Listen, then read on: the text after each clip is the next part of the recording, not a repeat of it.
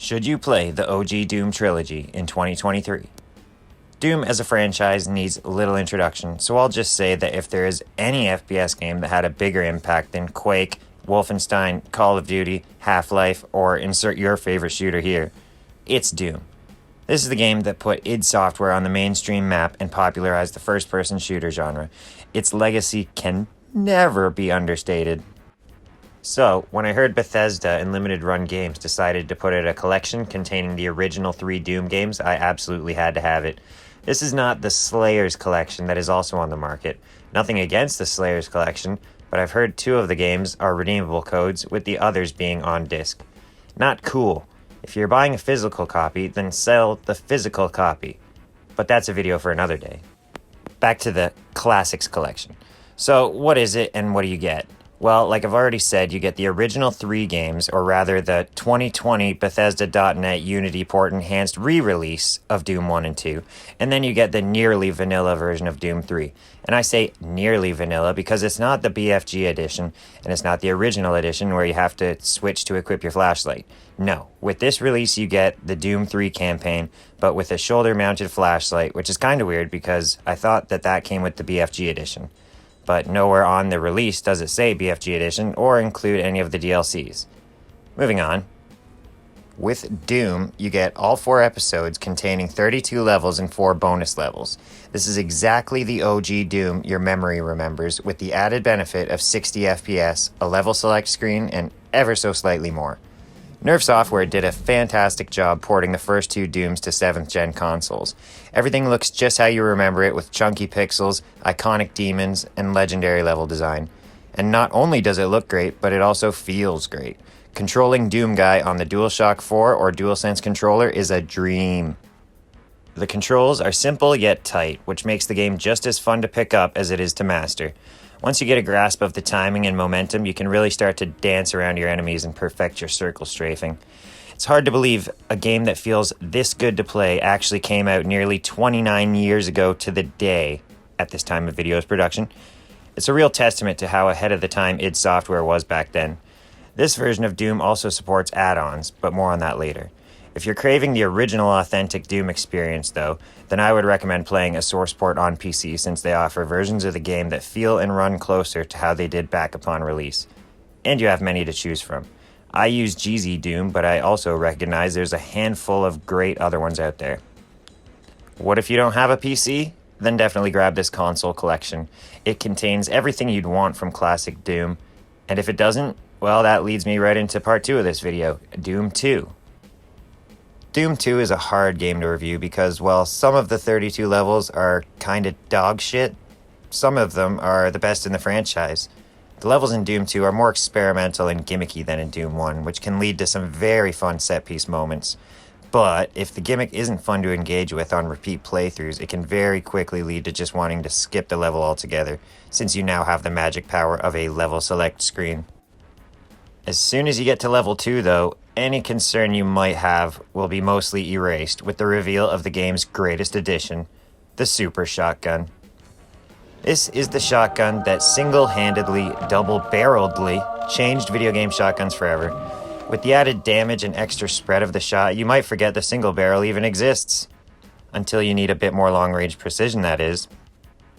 Aside from the entirely new levels, an entirely new gun, you do actually get a reveal of the game's other equally as amazing additions, the new demons. And holy shit, this is a good lineup. The OG Doom enemies were great, and for Doom 2, they grew the cast with the Chain Gunner that constantly puts pressure on you, the Hell Knight, which is just like the Baron of Hell but stronger and pinker, my main man, the Mancubus, that's rocking bigger tits than a succubus, the comedy relief Revenant, who hilariously tries to hit you with a right hook or, failing that, homing rockets. The Arachnotron, which is like a spider mastermind baby protege.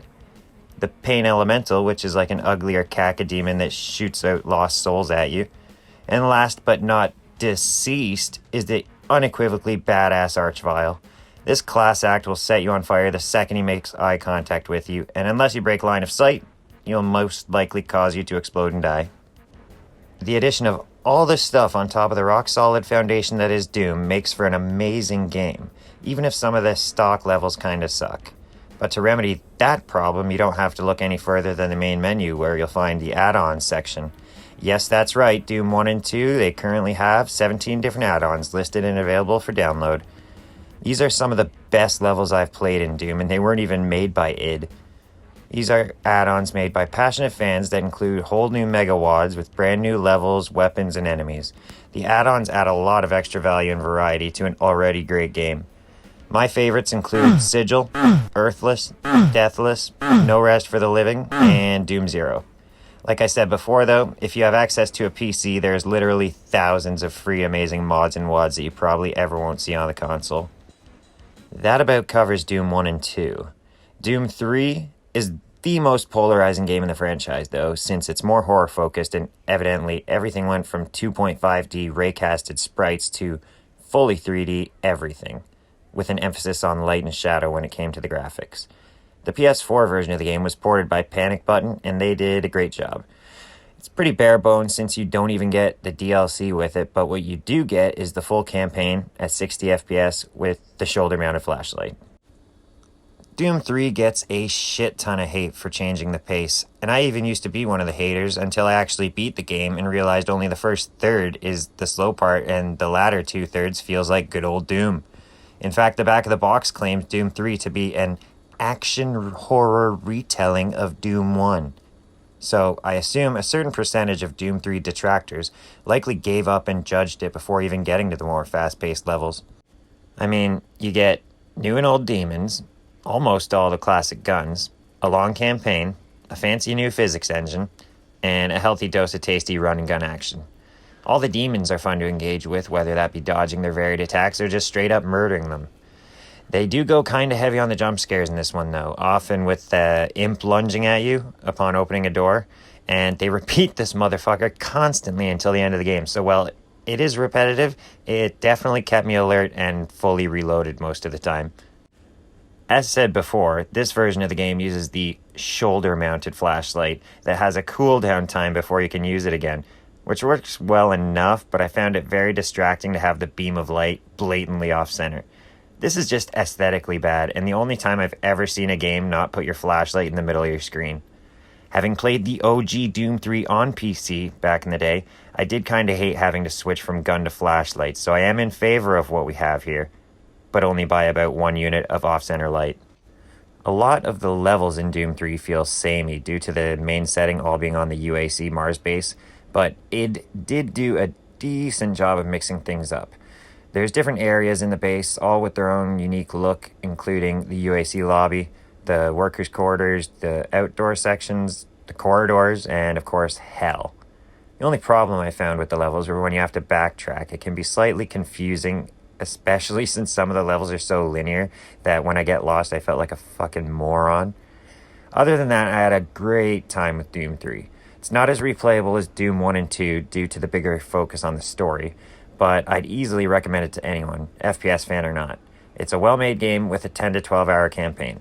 Just don't judge the game based on the shotgun.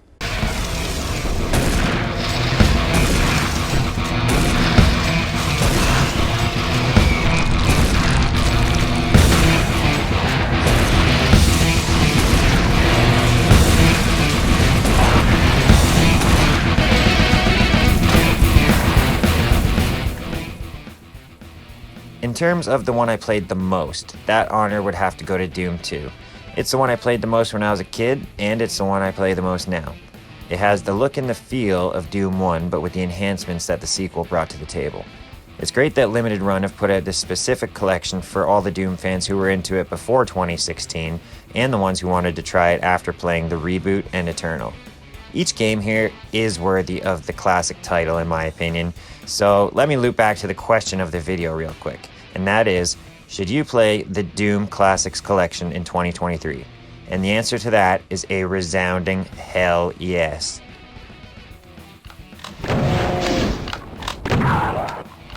So whether you're an old school Doom fan or a new school Doom fan, I'd just like to say thanks for watching the video, and let me know in the comments what your favorite Doom game is, because I love talking about Doom. Thanks again.